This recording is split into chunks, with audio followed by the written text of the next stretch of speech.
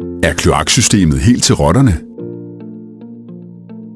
Rotter lever naturligt i vores kloaksystem, og de yngler som, rotter.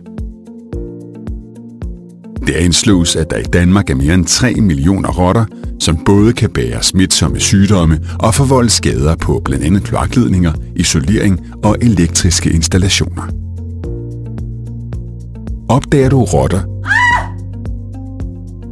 skal det anmeldes til din kommune.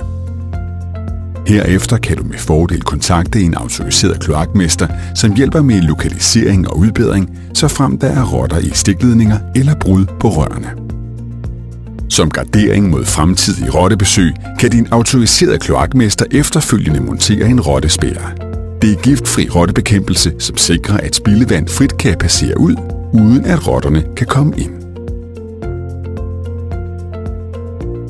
Læs mere og find din nærmeste kloakmester med garanti på danskekloakmestre.dk.